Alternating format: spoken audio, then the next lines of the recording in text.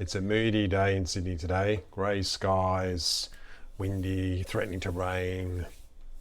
I like it. Happy New Year 2024. Welcome back. This is the Dishwashing Philosopher segment. If you're new here, I'm Rod. I hope you'll stay. I started eating the carnivore way almost 7 months ago now.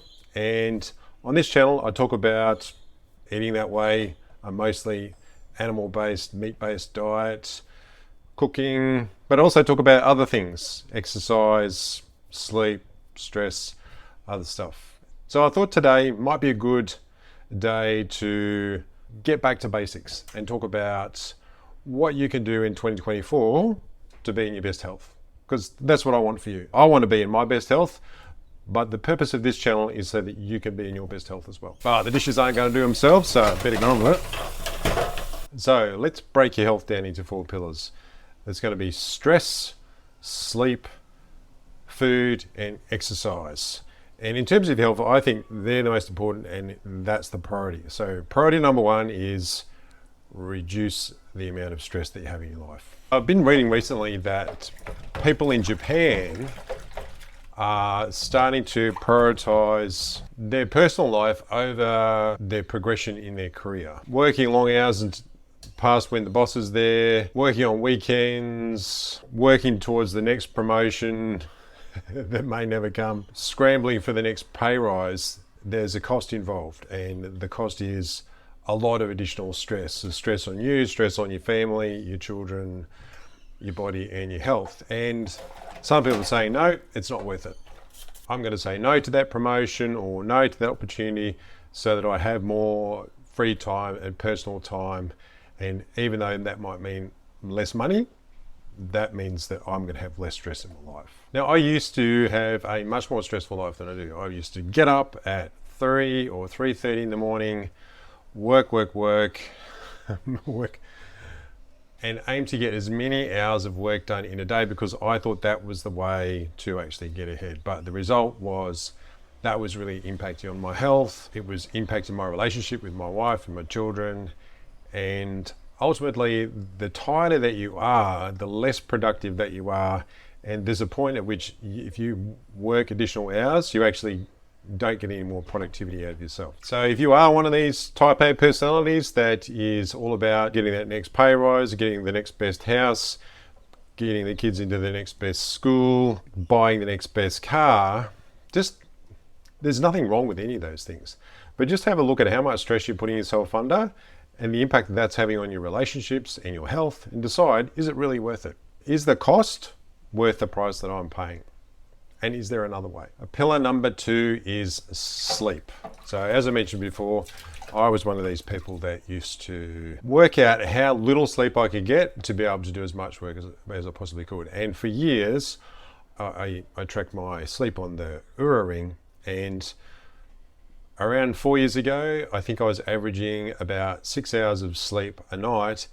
For me, that was nowhere near enough, and I was constantly in a sleep debt. Is my sleep perfect now? No, it's not. It's a hell of a lot better than what it was. I feel a lot better. My health has improved a lot. What I can physically do with my body, my recovery is a whole lot better. And I've become someone who, if I'm feeling tired, like around the middle of the day, I'll actually have a nap as well, which is something I never used to do before. And the great thing about sleep is that it has an impact on all those other 4 pillars. So if you're not getting good sleep, then you're going to be more stressed. Poor sleep affects your recovery and your body's ability to repair itself. It has these big knock-on effects. So that's why I put sleep at number 2. The next one is what you eat. And my rule is pretty simple. Just put high quality food in your body that's as close to its original form as you possibly can. So, I advocate eating the carnivore way, which is mostly a meat-based diet. So I eat all forms of meat, so beef, lamb, some pork, I eat eggs, I do some butter, rarely do cream anymore, and I've really cut back a lot on cheese. And essentially that's it. That's what my diet constitutes of these days. So always somebody's car alarm's got to go off. Since I started eating the carnivore way, which is almost 7 months ago, I've completely eliminated the irritable bowel syndrome that I lived with for years. I just got sick of having issues with gas and constipation and diarrhea, and I thought they were just, part of being a human, but it turns out that they're not. And after I switched my diet to the carnivore way of eating, all of those issues disappeared. I didn't really have much in the way of weight to lose, although I found that actually maintaining my body weight is much easier eating this way. And I've also been able to add on some muscle mass. I'm 52 years old. I'm now in the best health of my life. Could I improve? Yes, I could, and I want to improve this year, but it has made a massive difference to my health by switching to the carnivore diet. So if you are just thinking about trying, well, that's really as simple as it is. You might prefer to go the vegan route. That's really up to you. I've found that the lectins and oxalates and other things that are in vegetables especially really upset my stomach. They make me feel foggy. They cause my sciatica to really flare up.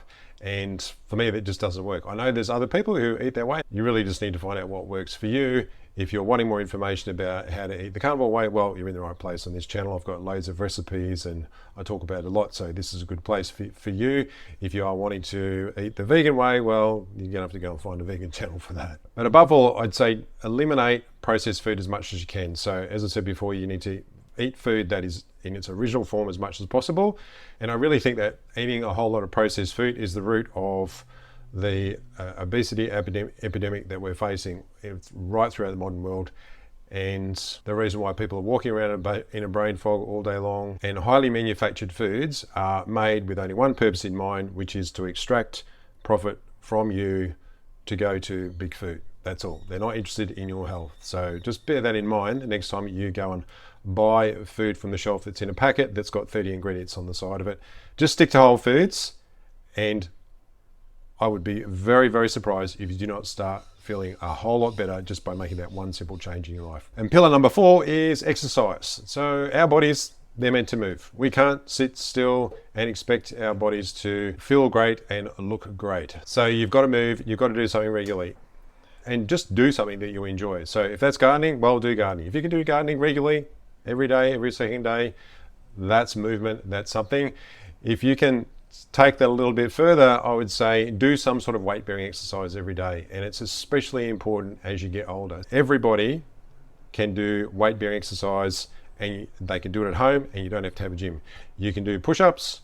You can typically do some sort of hanging exercise, even if you have to walk to a local playground, so that you can do pull-ups. You can do air squats, and you can do some sort of midsection trunk exercise, sit-ups, hanging leg raises, anything like that. I've got a number of different videos on my channel that go through the different exercises that I do. I like to work with weights, but work out how you can incorporate exercise and movement into your life as a regular thing. Make it something that is a very, very high priority for you. Don't make it something you have to fit in with the rest of your life. Just put everything else around your exercise routine, and then after a while, it'll just become part of your life. And like my friend Anthony, who I was speaking to on the weekend, said, he said, I can't not train. He said he's gotten his life and the way that he has integrated exercise into his life to the point where it's impossible for him not to train.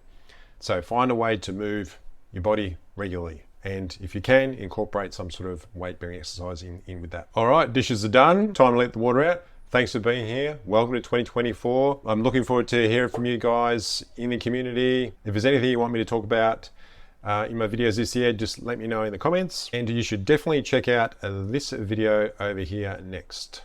I think that will be a good one for you. Yep, that's definitely the right video for you. Go and have a look at that one. See you later.